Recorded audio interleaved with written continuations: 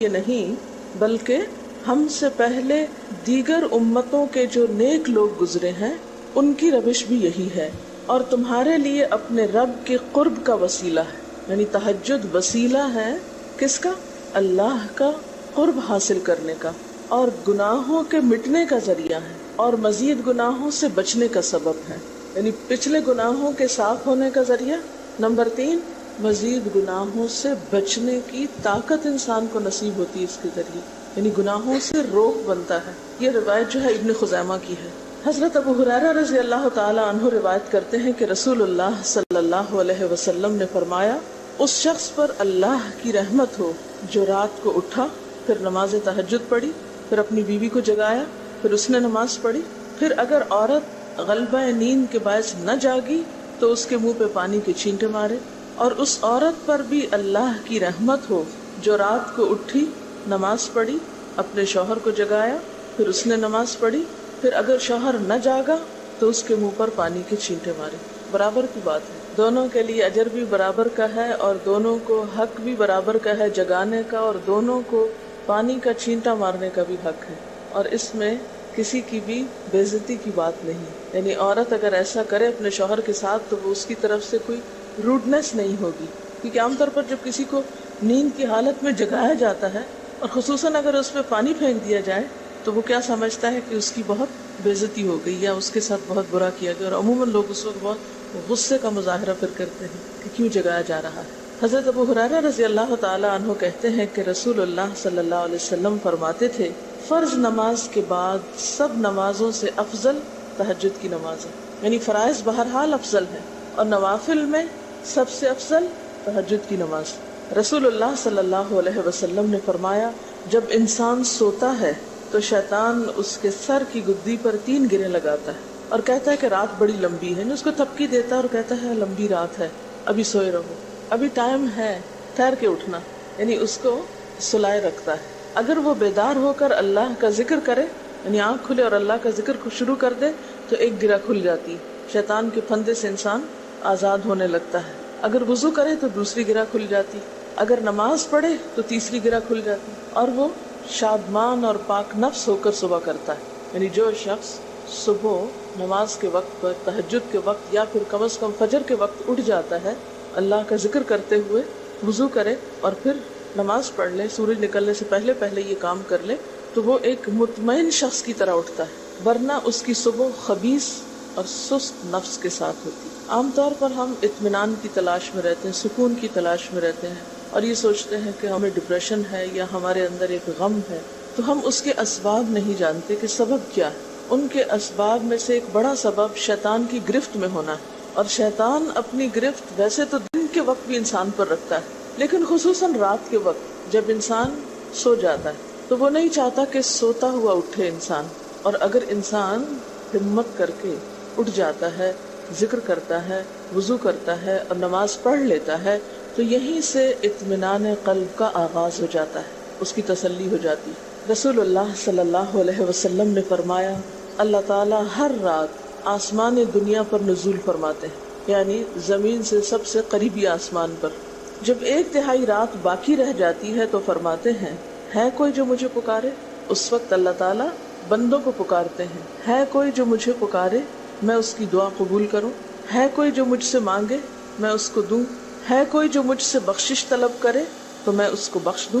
گویا یہ وقت دعا کی قبولیت کا وقت ہے، انسان جو مانگے اس کو ملتا ہے، اور خصوصی طور پر بخشش کے طلب کرنے کا وقت، جیسے قرآن پاک میں آتا ہے وَبِالْأَسْحَارِ هُمْ يَسْتَغْفِرُونَ وَبِالْأَسْحَارِ هُمْ يَسْتَغْفِرُونَ، اور سحری کے وقت وہ استغفار کرتے ہیں۔ اب ہو سکتا ہے کہ آپ کہیں کہ نہیں، ہم نے تو زندگی میں کوئی خاص گناہ کیے ہی نہیں، اس لیے ہمیں تو بخشش کی ضرورت ہی نہیں، بخشش مانگے گناہگار لوگ، ہم تو نیک لوگ ہیں، نیک کام کرتے ہیں، دن رات قرآن پڑھتے پڑھاتے ہیں، اس لیے ہماری تو ضرورت نہیں۔ نبی صلی اللہ علیہ وسلم جن کے اگلے پچھلے سب قصور معاف کر دیے گئے تھے، وہ اتنا لمبا قیام کرتے تھے کہ ان کے قدم مبارک سوج جاتے تھے۔ حضرت مغیرہ فرماتے ہیں، رسول اللہ صلی اللہ علیہ وسلم نے اتنا لمبا قیام کیا رات کو کہ آپ کے پاؤں سوج گئے۔ آپ سے سوال کیا گیا کہ آپ اتنی مشقت کیوں کرتے ہیں، اپنے آپ کو اتنا کیوں تھکاتے ہیں، حالانکہ آپ کے تو سارے گناہ معاف کر دیے گئے؟ آپ نے فرمایا، کیا میں اللہ کا شکر گزار بندہ نہ بنوں؟ یعنی صرف گناہوں کی بخشش ہی نہیں بلکہ نعمتوں پر شکر بھی واجب ہے۔ جہاں ایک طرف گناہوں کی بخشش انسان کے لیے اللہ کے قرب کے راستے ہموار کرتی ہے، وہاں اللہ تعالیٰ کا شکر ادا کرنا بندے کو اللہ کا قرب عطا کرتا ہے۔ اچھا، اب پہلی سنت میں آپ کو بتاؤں گی کہ اگر آپ تہجد کے وقت اٹھے ہیں تو سب سے پہلے آپ کیا پڑھیں گے۔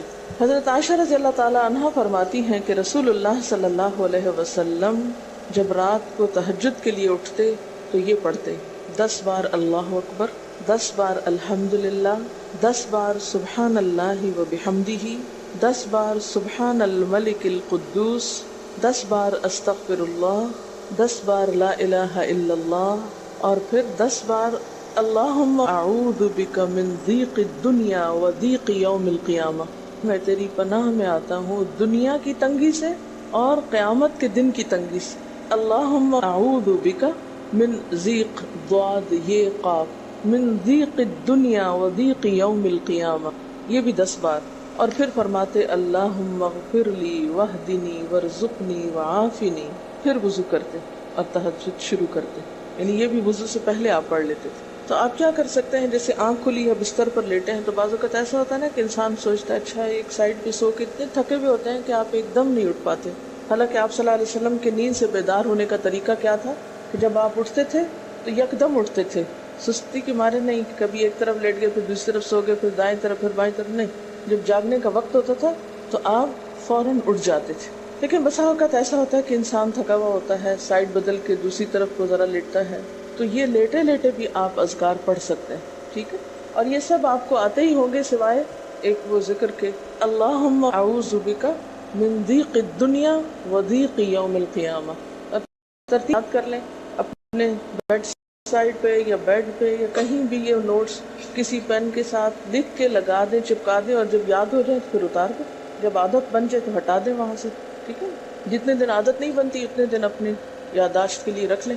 اسی طرح نیند سے اٹھ کر لا الہ الا اللہ وحدہ لا شریک لہ لہ الملک ولہ الحمد وہو علی کل شیء قدیر الحمد للہ وسبحان اللہ واللہ اکبر ولا حول ولا قوۃ الا باللہ، یہ بھی پڑھ سکتے ہیں۔ اچھا، ضروری نہیں کہ سب کچھ ایک ہی دن میں پڑھ لیں، یہ بھی آپ کر سکتے ہیں کہ ایک دن میں ایک چیز پڑھ لیں، دوسرے دن دوسری پڑھ لیں، تیسرے دن پڑھ لیں، ٹھیک ہے؟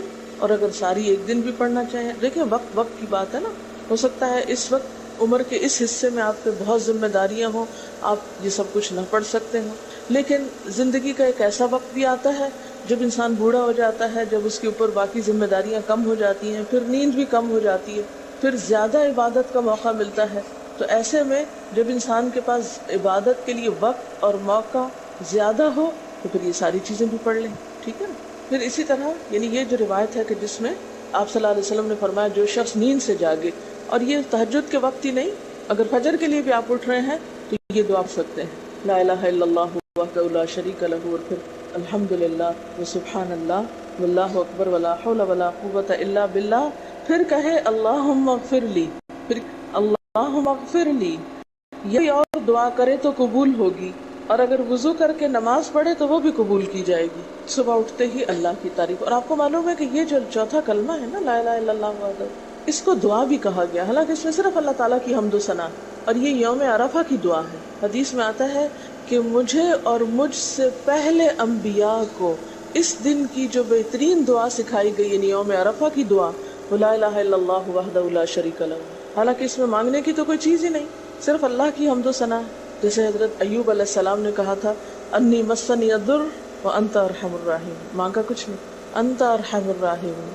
انت ارحم الراحمین۔ اللہ تعالیٰ کی تعریف کر کے اللہ تعالیٰ کے نام کے ساتھ اس کو اگر انسان پکار لیتا ہے تو یہ بھی اس کے لیے بہت کافی۔ ایک اور روایت میں آتا ہے رسول اللہ صلی اللہ علیہ وسلم جب تہجد کے لیے اٹھتے، یعنی آپ ایک مرتبہ اٹھے، یعنی جو صحابی روایت کرتے ہیں، تو آپ نے بیٹھنے کے بعد آسمان کی طرف نظر کر کے سورۃ آل عمران کی آخری 11 آیات 190 سے لے کر 200 تک 11 آیتیں یہ پڑھی، ان فی خلق السماوات سے لے کر بالکل آخر تک، یعنی ضروری نہیں کہ کھڑے ہو کر آپ آسمان کی طرف دیکھیں، آپ اٹھے ہیں، چارپائی پہ بیٹھے ہیں، اب وضو کے لیے نہیں گئے، بیٹھ کے آسمان کی طرف دیکھ کے پڑھ اٹھ سکتے ہیں۔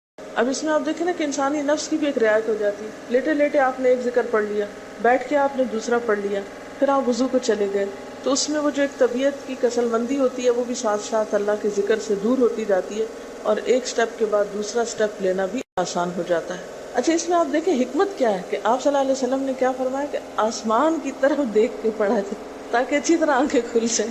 تو زبانی یاد کرنے کا مطلب یہ نہیں کہ آپ آنکھیں بند کر کے سوئے سوئے پڑھیں، کیونکہ بعض اوقات ایسا ہوتا ہے نا، آنکھ کھلتی ہے، ذکر شروع کرتے ہیں اور پھر پتہ ہی نہیں چلتا اور ذکر آدھے میں رہ جاتا ہے اور سو چکے ہوتے ہیں۔ اور پھر اگر آپ کو زبانی یاد نہیں ہوگی نا، دیکھ کے پڑھیں گے تو وہ الماری کی طرف ہی دیکھتے رہیں گے، آسمان کی طرف نہیں دیکھ سکیں گے، تو پھر سنت پوری نہیں ہو سکے گی۔ اور اسی طرح حضرت ابن عباس روایت کرتے ہیں کہ جب رسول اللہ صلی اللہ علیہ وسلم رات کو تہجد کے لیے کھڑے ہوتے تو اللہ پر تکبیر تحریمہ کے بعد یہ دعا پڑھتے: اللہم لک الحمد انت قیم السماوات والارض ومن فیہن ولک الحمد لک ملک السماوات والارض ومن فیہن ولک الحمد انت نور السماوات والارض ولک الحمد انت ملک السماوات والارض ولک الحمد انت الحق ووعدك الحق ولقاؤك حق وقولك حق والجنة حق والنار حق والنبيون حق ومحمد صلی اللہ علیہ وسلم حق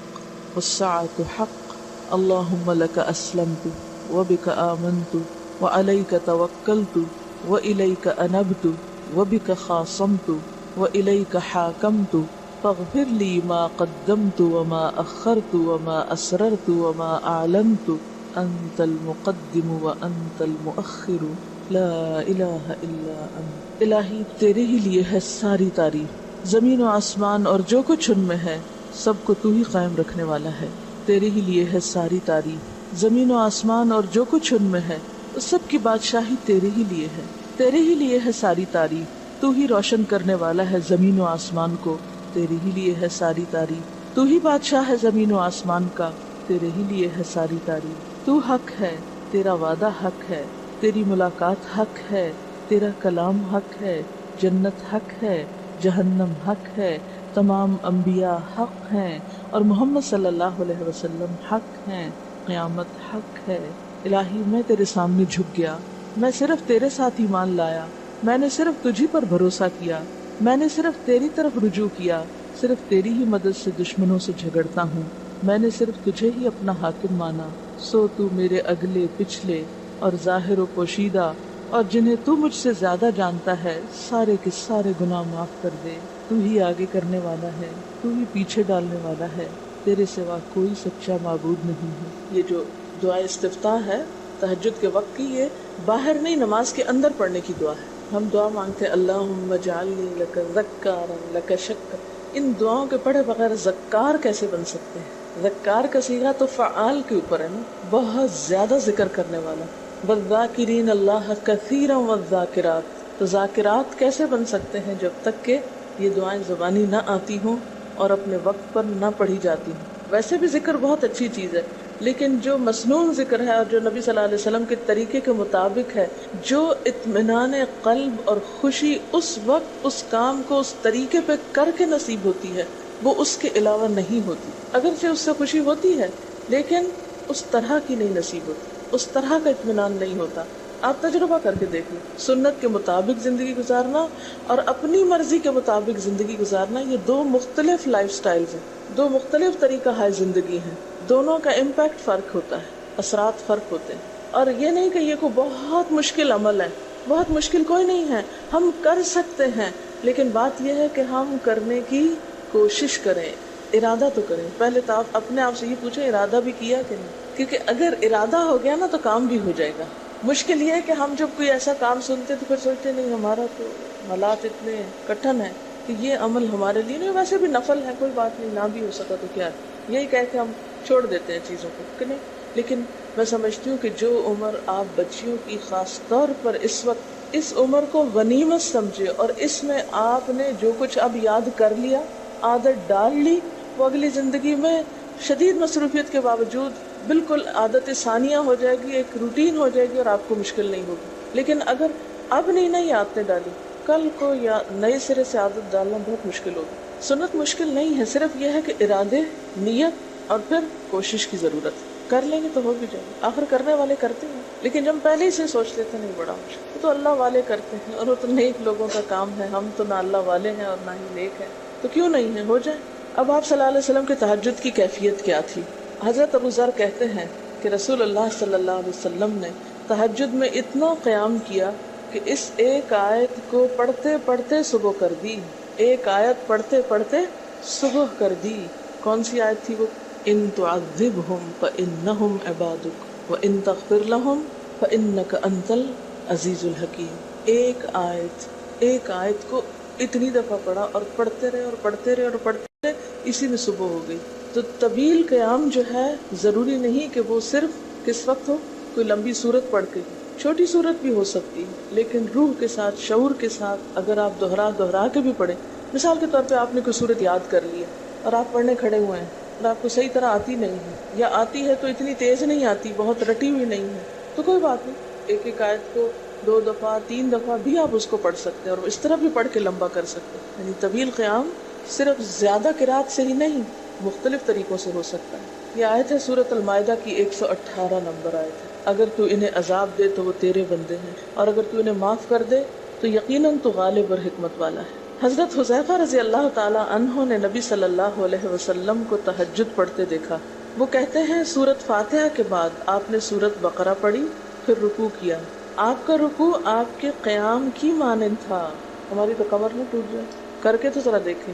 میں نے زندگی میں پہلی دفعہ رمضان میں طویل رکوع اور سجدے کا موقع ملا. اس سے پہلے تو اس طرح کا سچ پوچھے کانسیپٹ بھی کوئی نہیں تھا، کیونکہ بہت سی چیزیں جب ہم پڑھتے ہیں تو ہم کہتے ہیں ہاں یہ نبی صلی اللہ علیہ وسلم کے لیے ہے، یہ تو آپ کی شان ہے اور آپ کا مقام ہے. ہم تو عام کمزور بندے ہیں. اصل میں ہم کمزور کیوں ہیں؟ اس لیے کہ ہم نے اپنی انرجیز بیکار باتوں میں بہت لگا رکھی ہیں، بیکار غم پالے ہوئے ہیں، بیکار مشغلے ہیں، بیکار گفتگویں ہیں. انرجی تو لگتی ہے نا. آپ فضول کی باتیں سوچیں تو کیا انرجی نہیں لگے گی؟ آپ لایانی چیزوں پہ کڑنا شروع کر دیں، کیا انرجی نہیں لگے گی؟ لگے گی. تو پھر آپ کے پاس کوئی تعمیری مثبت کام کرنے کے لیے نہ وقت ہے نہ انرجی ہے. پھر اس وقت تک آپ خالی ہو چکے ہوتے ہیں. رات کو دیر تک آپ اگر فضول گپ شپ کرتے رہے تو صبح اٹھے گا کون، اور پھر صبح پڑھے گا کون، اور اگر پڑھے بھی تو کیا پڑھے اس میں. کبھی آپ نے سوچا کہ احادیث کی یہ جو کتابیں ہیں یہ ساری کی ساری صرف آپ کی گفتگو نہیں، آپ کے عمل کا بھی احاطہ کیے ہوئے ہیں، اور ٹوٹل آپ کی گفتگو یہی ہے. اور اگر ہم اپنی گفتگو کو دیکھیں اور ہماری باتوں کی کوئی کتاب تیار ہو، نبی صلی اللہ علیہ وسلم کی عظمت کو پہچانیں. ہم اپنی گفتگو کا جائزہ لیں. اگر ہماری گفتگو بھی ریکارڈ ہو کر لوگوں کے پاس جانے لگے، لوگوں تک پہنچنے لگے، ہم عملی نمونہ کیوں نہیں لوگوں کے لیے؟ ہمیں دیکھ کر لوگوں کے عمل کیوں نہیں بدلتے؟ ہماری بات لوگوں پر اثر کیوں نہیں کرتی؟ کبھی سوچا ہم نے؟ صرف اپنی گفتگو کے آئینے میں ہی اپنے آپ کو پہچان لیں کہ ہم کہاں ہیں، کون ہیں، کہاں کھڑے ہیں، لوگوں کے بیچ میں کیا باتیں کرتے ہیں، لوگوں کے پیٹھ پیچھے کیا باتیں کرتے ہیں، کہاں کس حال میں کیا کر رہے ہوتے ہیں. ہر شخص اپنے آپ کو خود پہچان سکتا ہے. کیا واقعی ہم اس لائق ہیں کہ کوئی ہم سے کچھ سیکھے؟ صرف اپنی گفتگو کے آئینے میں خود کو پہچانے. بعض اوقات کتنا بیکار بولتے ہیں، کتنا بے مقصد بولتے ہیں، کتنا ضرورت سے زائد بولتے ہیں. اس کا یہ مطلب نہیں کہ مصنوعی خاموشی اپنے اوپر مسلط کر لیں، کیونکہ پھر ہم دوسری ایکسٹریم پہ نکل جاتے ہیں. لیکن بامقصد گفتگو کتنی ہے ہماری باتوں میں جو واقعی فائدہ مند. تو پھر ذرا روک بھی لیا کریں نا اپنے آپ کو. اپنے ساتھ خود ہی محنت کریں گے تو بات بنے گی. سوچیں تو، احساس تو کریں. جب کریں گے تو انشاءاللہ کامیابی بھی ہوگی. لیکن پہلی بات تو یہ نا کہ ہم جو کچھ کرتے ہیں نہ اس کا حساب کرتے ہیں، نہ اس کے بارے میں سوچتے ہیں کہ ہم کر کیا رہے ہیں. ہمیں نیکی نہ کرنے کا موقع یا ہمارے نیکی نہ کرنے کا ایک سبب اور ایک بڑی وجہ ہماری انرجیز کا بیکار چیزوں میں استعمال ہونا ہے، فضول کی سیاست میں ملوث ہونا ہے. اپنی ذمہ داریوں کا ہمیں ہوش نہیں ہوتا، دوسروں کے کاموں میں مداخلت خوب سوچتی.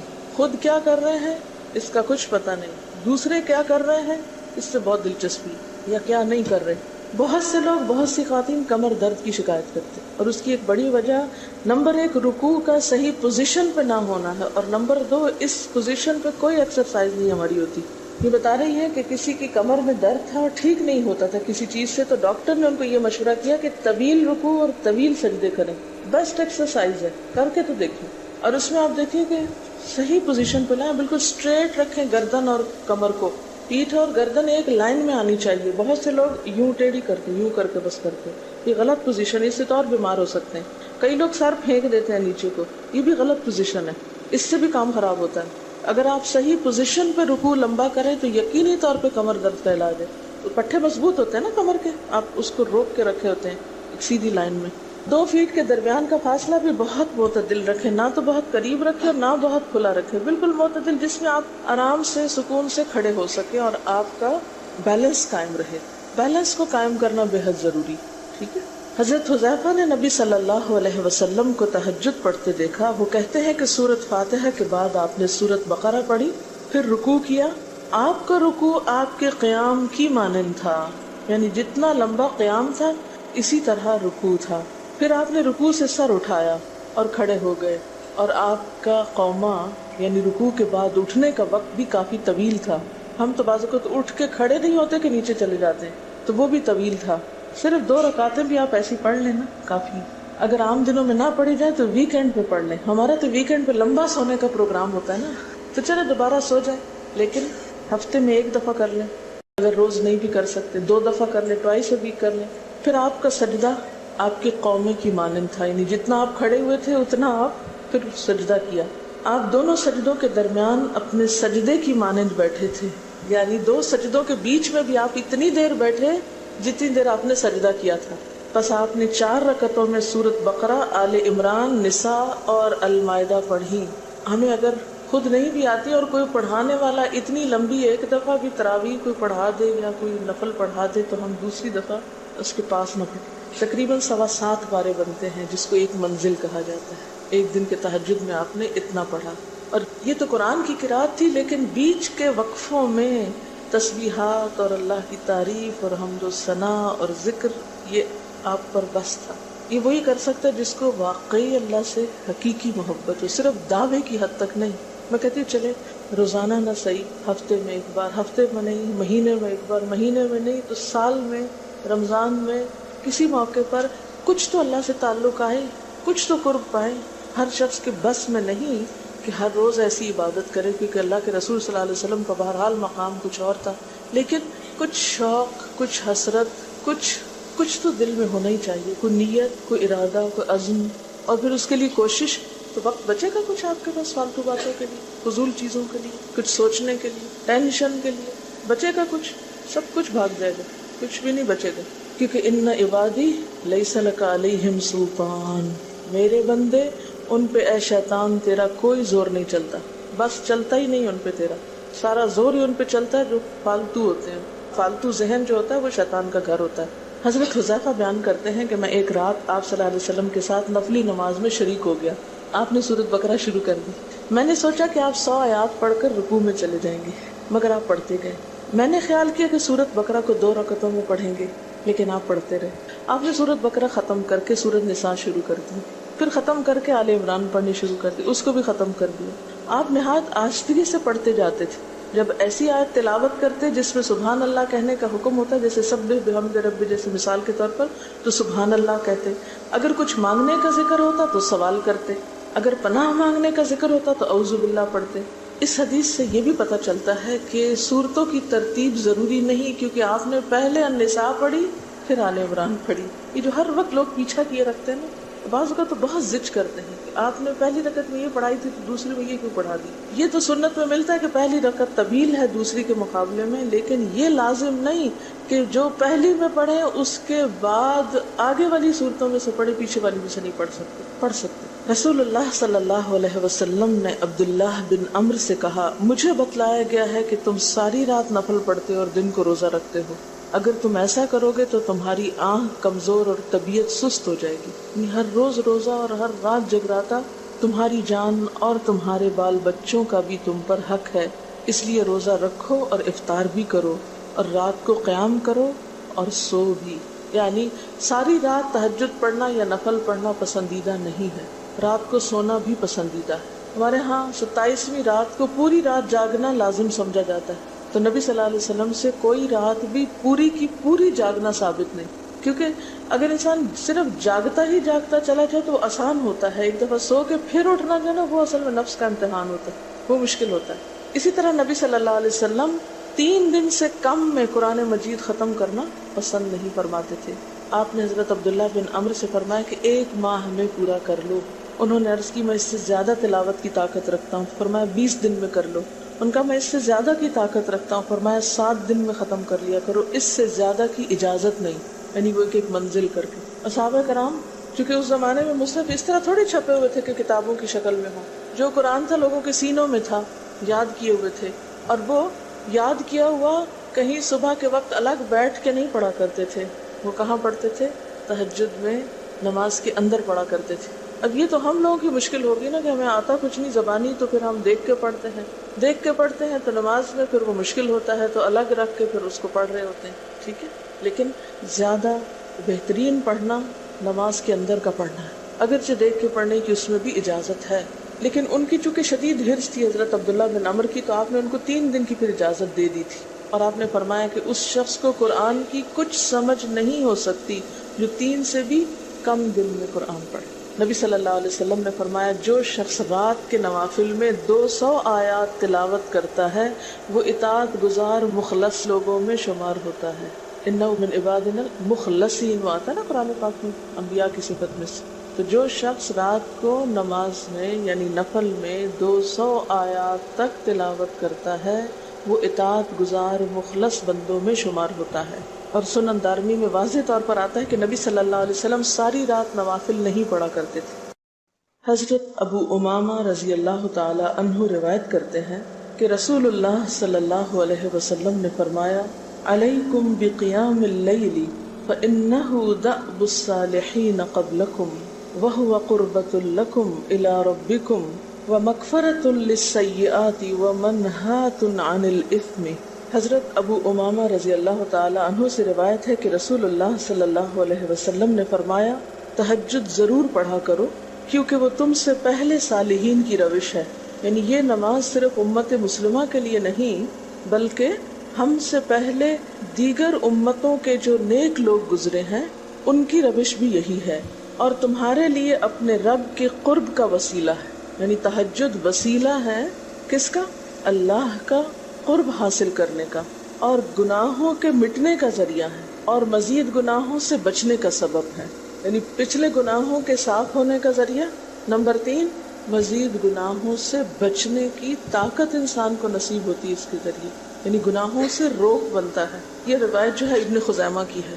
حضرت ابو ہریرہ رضی اللہ تعالی عنہ روایت کرتے ہیں کہ رسول اللہ صلی اللہ علیہ وسلم نے فرمایا اس شخص پر اللہ کی رحمت ہو جو رات کو اٹھا، پھر نماز تہجد پڑھی، پھر اپنی بیوی کو جگایا، پھر اس نے نماز پڑھی، پھر اگر عورت غلبہ نیند کے باعث نہ جاگی تو اس کے منہ پہ پانی کے چھینٹے مارے، اور اس عورت پر بھی اللہ کی رحمت ہو جو رات کو اٹھی، نماز پڑھی، اپنے شوہر کو جگایا، پھر اس نے نماز پڑھی، پھر اگر شوہر نہ جاگا تو اس کے منہ پر پانی کے چھینٹے مارے۔ برابر کی بات ہے، دونوں کے لیے اجر بھی برابر کا ہے اور دونوں کو حق بھی برابر کا ہے جگانے کا، اور دونوں کو پانی کا چھینٹا مارنے کا بھی حق ہے، اور اس میں کسی کی بھی بے عزتی کی بات نہیں، یعنی عورت اگر ایسا کرے اپنے شوہر کے ساتھ تو وہ اس کی طرف سے کوئی روڈنس نہیں ہوگی، کیونکہ عام طور پر جب کسی کو نیند کی حالت میں جگایا جاتا ہے اور خصوصاً اگر اس پہ پانی پھینک دیا جائے تو وہ کیا سمجھتا ہے کہ اس کی بہت بے عزتی ہو گئی یا اس کے ساتھ بہت برا کیا گیا، اور عموماً لوگ اس وقت بہت غصے کا مظاہرہ پھر کرتے ہیں کہ کیوں جگایا جا رہا ہے۔ حضرت ابو ہریرہ رضی اللہ تعالی عنہ کہتے ہیں کہ رسول اللہ صلی اللہ علیہ وسلم فرماتے تھے فرض نماز کے بعد سب نمازوں سے افضل تہجد کی نماز ہے، یعنی فرائض بہرحال افضل ہے اور نوافل میں سب سے افضل تہجد کی نماز۔ رسول اللہ صلی اللہ علیہ وسلم نے فرمایا جب انسان سوتا ہے تو شیطان اس کے سر کی گدی پر 3 گریں لگاتا ہے اور کہتا ہے کہ رات بڑی لمبی ہے، اس کو تھپکی دیتا ہے اور کہتا ہے لمبی رات ہے، ابھی سوئے رہو، ابھی ٹائم ہے، ٹھہر کے اٹھنا، یعنی اس کو سلائے رکھتا ہے۔ اگر وہ بیدار ہو کر اللہ کا ذکر کرے، یعنی آنکھ کھلے اور اللہ کا ذکر کو شروع کر دے تو ایک گرہ کھل جاتی ہے، شیطان کے پھندے سے انسان آزاد ہونے لگتا ہے۔ اگر وضو کرے تو دوسری گرہ کھل جاتی، اگر نماز پڑھے تو تیسری گرہ کھل جاتی، اور وہ شادمان اور پاک نفس ہو کر صبح کرتا ہے۔ یعنی جو شخص صبح نماز کے وقت پر، تہجد کے وقت یا پھر کم از کم فجر کے وقت اٹھ جاتا ہے، اللہ کا ذکر کرتے ہوئے وضو کرے اور پھر نماز پڑھ لے، سورج نکلنے سے پہلے پہلے یہ کام کر لے تو وہ ایک مطمئن شخص کی طرح اٹھتا ہے، ورنہ اس کی صبح خبیث اور سست نفس کے ساتھ ہوتی ہے۔ عام طور پر ہم اطمینان کی تلاش میں رہتے ہیں، سکون کی تلاش میں رہتے ہیں،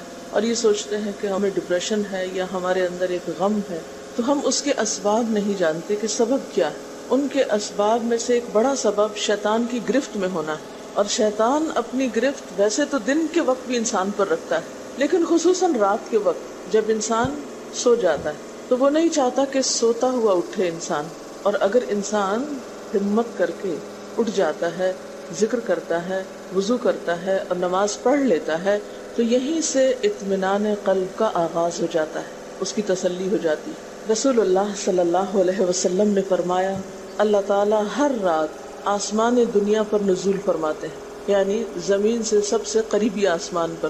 جب 1/3 رات باقی رہ جاتی ہے تو فرماتے ہیں، ہے کوئی جو مجھے پکارے؟ اس وقت اللہ تعالیٰ بندوں کو پکارتے ہیں، ہے کوئی جو مجھے پکارے میں اس کی دعا قبول کروں؟ ہے کوئی جو مجھ سے مانگے میں اس کو دوں؟ ہے کوئی جو مجھ سے بخشش طلب کرے تو میں اس کو بخش دوں؟ گویا یہ وقت دعا کی قبولیت کا وقت ہے، انسان جو مانگے اس کو ملتا ہے، اور خصوصی طور پر بخشش کے طلب کرنے کا وقت، جیسے قرآن پاک میں آتا ہے وَبِالْأَسْحَارِ هُمْ يَسْتَغْفِرُونَ وَبِالْأَسْحَارِ هُمْ يَسْتَغْفِرُونَ، اور سحری کے وقت وہ استغفار کرتے ہیں۔ اب ہو سکتا ہے کہ آپ کہیں کہ نہیں، ہم نے تو زندگی میں کوئی خاص گناہ کیے ہی نہیں، اس لیے ہمیں تو بخشش کی ضرورت ہی نہیں، بخشش مانگے گناہگار لوگ، ہم تو نیک لوگ ہیں، نیک کام کرتے ہیں، دن رات قرآن پڑھتے پڑھاتے ہیں، اس لیے ہماری تو ضرورت نہیں۔ نبی صلی اللہ علیہ وسلم جن کے اگلے پچھلے سب قصور معاف کر دیے گئے تھے، وہ اتنا لمبا قیام کرتے تھے کہ ان کے قدم مبارک سوج جاتے تھے۔ حضرت مغیرہ فرماتے ہیں، رسول اللہ صلی اللہ علیہ وسلم نے اتنا لمبا قیام کیا رات کو کہ آپ کے پاؤں سوج گئے۔ آپ سے سوال کیا گیا کہ آپ اتنی مشقت کیوں کرتے ہیں، اپنے آپ کو اتنا کیوں تھکاتے ہیں، حالانکہ آپ کے تو سارے گناہ معاف کر دیے گئے؟ آپ نے فرمایا، کیا میں اللہ کا شکر گزار بندہ نہ بنوں؟ یعنی صرف گناہوں کی بخشش ہی نہیں بلکہ نعمتوں پر شکر بھی واجب ہے۔ جہاں ایک طرف گناہوں کی بخشش انسان کے لیے اللہ کے قرب کے راستے ہموار کرتی ہے، وہاں اللہ تعالیٰ کا شکر ادا کرنا بندے کو اللہ کا قرب عطا کرتا ہے۔ اچھا، اب پہلی سنت میں آپ کو بتاؤں گی کہ اگر آپ تہجد کے وقت اٹھے ہیں تو سب سے پہلے آپ کیا پڑھیں گے۔ حضرت عائشہ رضی اللہ تعالیٰ عنہا فرماتی ہیں کہ رسول اللہ صلی اللہ علیہ وسلم جب رات کو تہجد کے لیے اٹھتے تو یہ پڑھتے، 10 بار اللہ اکبر، 10 بار الحمدللہ، 10 بار سبحان اللہ و بحمدہ، 10 بار سبحان الملک القدوس، 10 بار استغفر اللہ، 10 بار لا الہ الا اللہ، اور پھر 10 بار اللہم اعوذ بک من ضیق الدنیا و ضیق یوم القیامہ، میں تیری پناہ میں آتا ہوں دنیا کی تنگی سے اور قیامت کے دن کی تنگی سے۔ اللہم اعوذ بک من ضیق، ضاد یہ قاف، من ضیق الدنیا و ضیق یوم القیامہ، یہ بھی 10 بار۔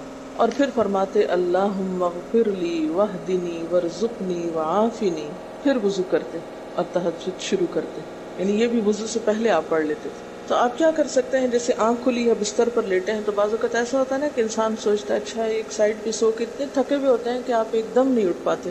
حالانکہ آپ صلی اللہ علیہ وسلم کے نیند سے بیدار ہونے کا طریقہ کیا تھا کہ جب آپ اٹھتے تھے تو یکدم اٹھتے تھے، سستی کے مارے نہیں، کبھی ایک طرف لیٹ گئے پھر دوسری طرف سو گئے، پھر دائیں طرف پھر بائیں طرف، نہیں، جب جاگنے کا وقت ہوتا تھا تو آپ فوراً اٹھ جاتے تھے۔ لیکن بسا اوقات ایسا ہوتا ہے کہ انسان تھکا ہوا ہوتا ہے، سائڈ بدل کے دوسری طرف کو ذرا لیٹتا ہے، تو یہ لیٹے لیٹے بھی آپ اذکار پڑھ سکتے ہیں، ٹھیک ہے؟ اور یہ سب آپ کو آتے ہی ہوں گے سوائے ایک وہ ذکر کے اللہم اعوذ بک من ضیق الدنیا و ضیق یوم القیامہ۔ اور ترتیب آپ یاد کر لیں، اپنے بیڈ سائڈ ٹیبل پہ یا بیڈ پہ یا کہیں بھی یہ نوٹس کسی پین کے ساتھ لکھ کے لگا دیں، چپکا دیں، اور جب یاد ہو جائے تو پھر اتار دیں، جب عادت بن جائے تو ہٹا دیں وہاں سے، ٹھیک ہے؟ جتنے دن عادت نہیں بنتی اتنے دن اپنی یادداشت کے لیے رکھ لیں۔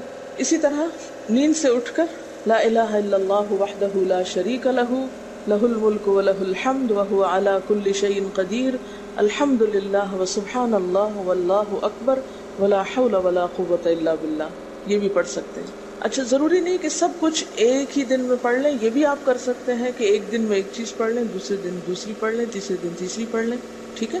اور اگر ساری ایک دن بھی پڑھنا چاہیں، دیکھیں وقت کی بات ہے نا، ہو سکتا ہے اس وقت عمر کے اس حصے میں آپ پہ بہت ذمہ داریاں ہوں، آپ یہ سب کچھ نہ پڑھ سکتے ہوں، لیکن زندگی کا ایک ایسا وقت بھی آتا ہے جب انسان بوڑھا ہو جاتا ہے، جب اس کے اوپر باقی ذمہ داریاں کم ہو جاتی ہیں، پھر نیند بھی کم ہو جاتی ہے، پھر زیادہ عبادت کا موقع ملتا ہے.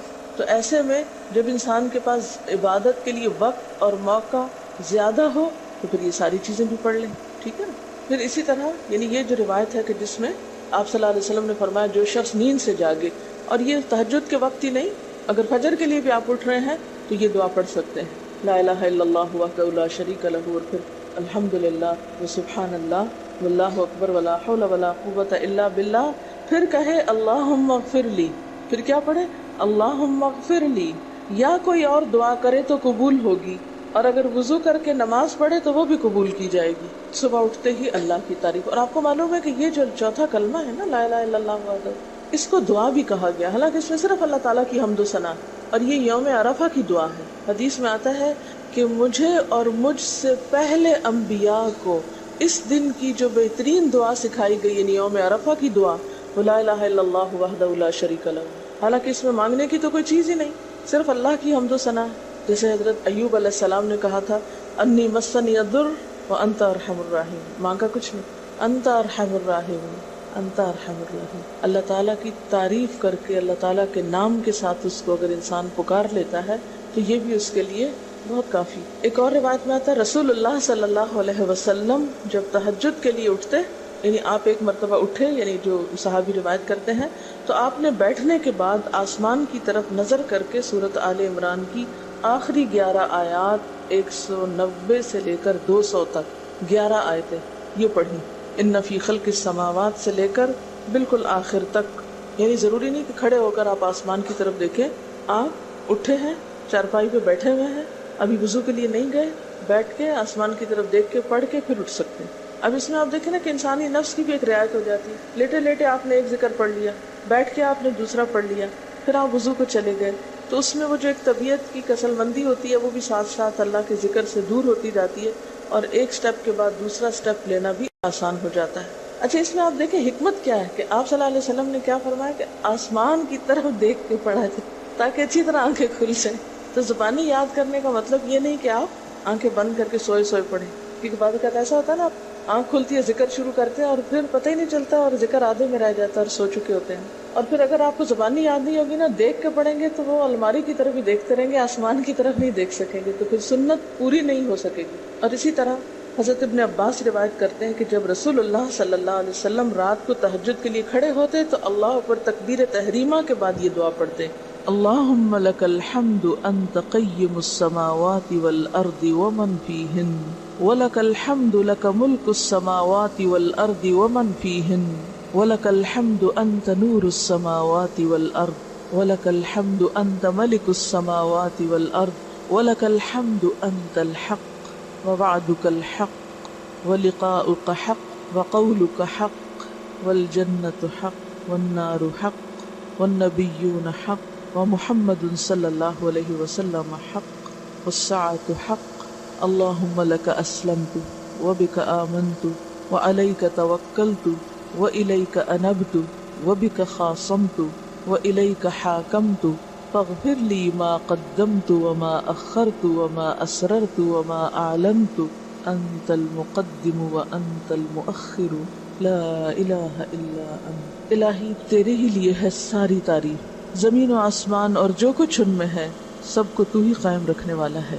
تیرے ہی لیے ہے ساری تعریف، زمین و آسمان اور جو کچھ ان میں ہے سب کی بادشاہی تیرے ہی لیے ہے.